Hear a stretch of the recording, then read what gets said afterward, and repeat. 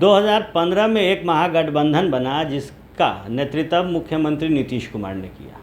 उस महागठबंधन ने पूरे विपक्ष को उलट पुलट करके रख दिया। इसके साथ ही नीतीश कुमार ने जब पाला बदला, वापस से एनडीए खेमे में आए, तो जो कुनबा है महागठबंधन का, उसका दायरा बढ़ा। कई और अन्य सहयोगी उनके साथ आए। उसमें से एक थे उपेंद्र कुशवाहा, जीतन राम मांझी, तो एक शरद यादव। शरद यादव भी अब कहीं ना कहीं महागठबंधन को छोड़कर अपने पुराने नेता नीतीश कुमार के साथ जाने वाले हैं, इसकी खबरें निकल कर आ रही हैं।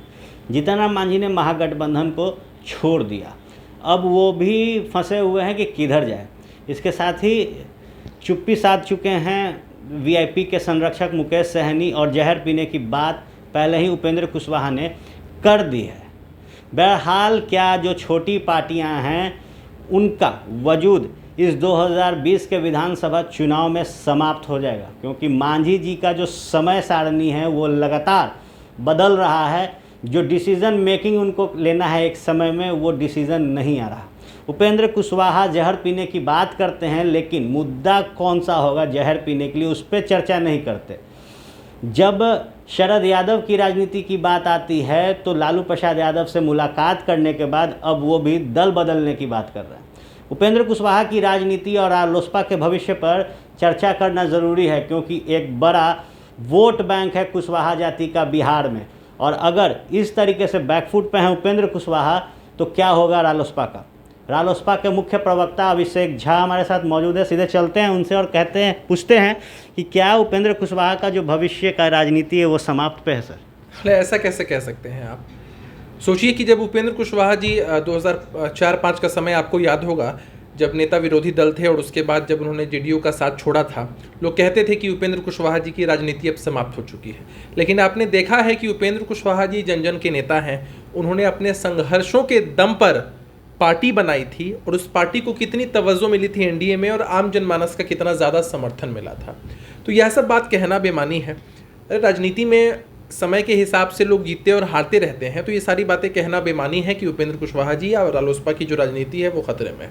हम राजनीति नहीं कर रहे हैं, जिसे समझने की बात है रंजीत, कि हम मुद्दों की राजनीति नहीं करते हैं। जिसे हम राजनीति के लिए कोई स्पेसिफिक मुद्दा तो नहीं बना रहे हैं कि हमको ये नहीं मिलेगा, हमको वो सीट नहीं मिलेगी, हमको ये पद चाहिए, ऐसा होगा वैसा होगा तभी जाकर कुछ हो सकता है। हम मुद्दों पर आधारित राजनीति करते हैं कि बिहार की जनता का कोई मुद्दा है तो हम उस मुद्दे को लेकर राजनीति करेंगे, हम उस मुद्दे को उठाएंगे। उसके लिए हमें अगर नुकसान भी सहना पड़ेगा, विष भी पीना पड़ेगा, तो उसके लिए हम तैयार हैं। महागठबंधन में जो घटक दल है उससे साइडलाइन वाला मुद्दा आपका क्यों है? नीतीश कुमार पर भ्रष्टाचार का आरोप लगा रहे तेजस्वी यादव, आप अभी भी शिक्षा पे अटके हो। देखिए, हमने ये कहा है, जैसे हमारी पार्टी अभी एक कार्यक्रम भी चलाने वाली है 5 से लेकर 11 सितंबर तक। हमने कहा है कि बटन दबाने के बहुत सारे आधार होते हैं, बहुत सारे मामलों, बहुत सारे इश्यूज को आप बनाकर वोट करते हैं, लेकिन सबसे पहला आधार आप शिक्षा को बनाइए। हमने और किसी भी मुद्दे को नेग्लेक्ट नहीं किया है। हम ही ऐसा दल हैं, अब बाद में बाकी सारे दल इस बात को उठा रहे हैं, लेकिन हम ही ऐसा पहला दल है जिसने एक साथ एक स्वर में कहा था कि बिहार की जनता अब की चुनाव में जिस मुद्दे पर आधारित वोट करेगी वह मुद्दा होना चाहिए पढ़ाई, कमाई, दवाई, सिंचाई, कार्रवाई और सुनवाई। इसमें हमने पढ़ाई को सबसे पहली प्राथमिकता दी है, क्योंकि पढ़ना लिखना बेहद ज़रूरी है। लोग अगर शिक्षित नहीं होंगे तो कभी ना उनका विकास हो पाएगा, ना उनके परिवार का विकास हो पाएगा और ना सूबे का विकास हो पाएगा। शिक्षा, दवाई, सिंचाई की बात आप कर रहे हैं, इसको लेकर उपेंद्र कुशवाहा पे लाठीचार्ज भी हुआ, लेकिन उससे कोई फर्क नहीं पड़ा। सरकार जहाँ थी वही है। देखिए, सरकार अगर संवेदनहीन है और सरकार अगर इस तरह का रवैया अख्तियार करती है विपक्ष के नेताओं के खिलाफ या उन लोगों के खिलाफ जो इस तरह के मुद्दे को उठाते हैं, तो ये उनका काम है या उनकी निरंकुशता है। वो शो करते हैं कि हम बहुत रिजिड हैं, हम तानाशाही रवैया अख्तियार करेंगे। बिहार की जनता के बीच तो मैसेज जाता है कि कोई है जो आपके मुद्दों के लिए सड़क से लेकर सदन के अंदर तक संघर्ष करने के लिए तैयार है। उसके ऊपर चाहे कितना भी कुछ हो रहा हो उसको फर्क नहीं पड़ता है, वो आपके मुद्दों को लेकर उठा रहा है। तो जनता लोकतंत्र में जवाब कैसे देगी आर्यन जी? जनता लोकतंत्र में जवाब यही देगी कि भले ही आप संवेदनहीनता की पराकाष्ठा को पार कर लीजिए, लेकिन हम आगामी चुनाव में आपको वोट नहीं देंगे। आपने चुनाव की तैयारियों पर बात की है, आपके सहयोगी रहे थे जीतन राम मांझी, उन्होंने पार्टी छोड़ते ही कहा है कि आप लोगों का जो वजूद था, आप लोगों का जो सम्मान था, और खासतौर पर मुकेश सहनी की भी बात की गई है, वो जीतन राम मांझी की वजह से था, अब तवज्जो भी नहीं मिलेगी। देखिए, ये उनकी पार्टी के किसी नेता ने कह दिया है, इन सब बयानों का कोई मायने मतलब नहीं है। जैसे पार्टी में बहुत सारे लोग होते हैं, बहुत सारे लोगों की अपनी मानसिकता होती है, तो ये पार्टी का आधिकारिक कोई बयान नहीं है उनकी तरफ से कि उन्होंने ऐसा कुछ कहा है। जीतन राम मांझी जी बिहार के सर्वमान्य और सम्मानित नेता हैं, हम लोग आज भी उनका सम्मान करते हैं।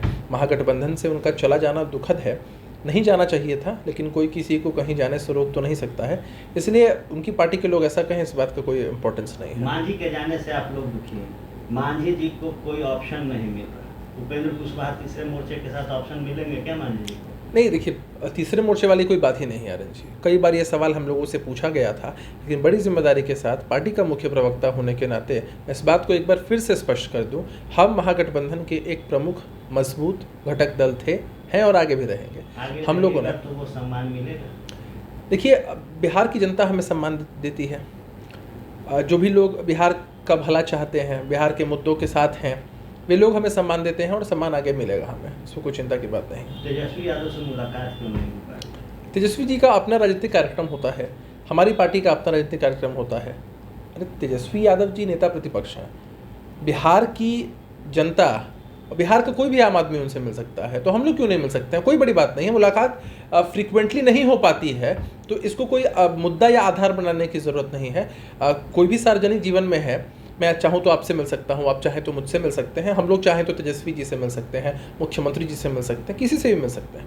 तो सार्वजनिक जीवन में रहने वाले लोगों से मुलाकात नहीं हो, इसका कोई दूसरा अर्थ निकालने की आवश्यकता नहीं। मान लिया जाए उपेंद्र कुशवाहा को मान प्रतिष्ठा सब मिल रही है और महागठबंधन मजबूत है।